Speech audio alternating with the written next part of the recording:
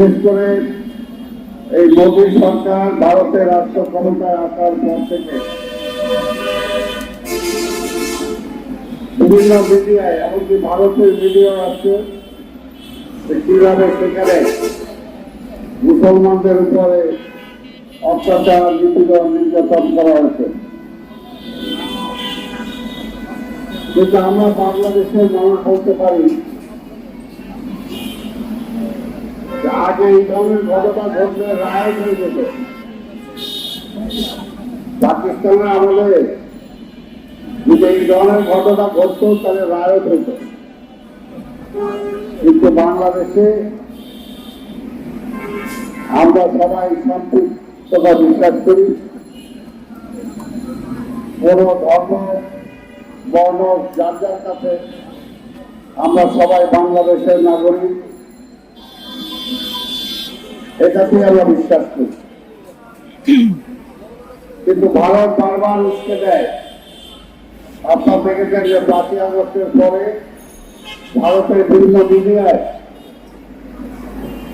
প্রচার করার চেষ্টা করেছে যে এখানে নাকি হিন্দুদেরকে নিধন করা হয়েছে, অত্যাচার করা হয়েছে, বাড়িঘর জ্বালিয়ে দেওয়া হয়েছে। সম্পূর্ণ একটা মিথ্যা বলে তারা দেশে একটা অরাজকতা সৃষ্টি করতে চায়। কিন্তু আমরা সেই সময় বলেছি, এখনো বলি,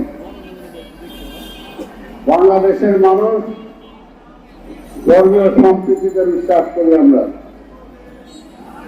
কিন্তু ভারতে যদি একের পর এক এই ধরনের ঘটনা ঘটতেই থাকে, তাহলে যদি এক সময় এটা ঘটতে কাজ থেকে যায়, তাহলে সেটা যেন দায় দায়িত্ব কে দিবে। তাই আমরা ভারতকে বলবো, এর আগেও আমরা বলেছি, এক এক সময় একটা আইন তারা করে,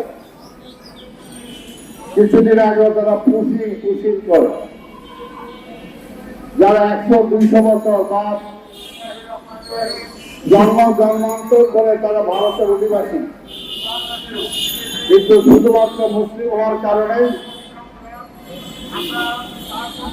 তারা বিভিন্ন জায়গা থেকে মুসলিমদেরকে বিতাড়ানোর জন্য আইন করেছে, চেষ্টা করেছে এবং এখনো করছে। এটা তো কোনোভাবেই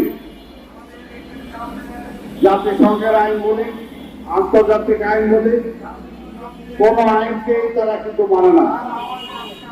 আমি যদি বলি অবৈধদেরকে আপনি ভারত থেকে তাড়াবেন, তাহলে প্রথম এক কাজ করেন না, শেখ হাসিনা তো এখন অবৈধভাবে ওইখানে আছেন, তার তো পর্যন্ত নাই।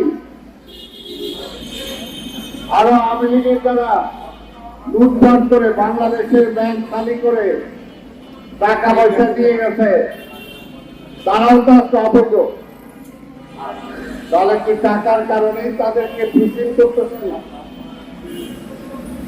তারা যদি পুশিং করে দেন, এই দেশে পাঠিয়ে দেন। তাই আমরা বলবো, বাংলাদেশে কি স্বাধীন রাষ্ট্র?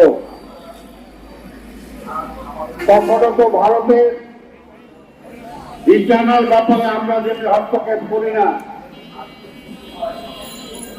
আপনারাও করবেন না, এটি আমরা চাই। অতীতে বিএনপির উপর অনেক জোর দিয়েছেন যে বিএনপি নাকি, বিএনপি সরকার নাকি ভারতের আভ্যন্তরীণ ব্যাপারে হস্তক্ষেপ করে। আপনারা কেন এখন হস্তক্ষেপ করতেন?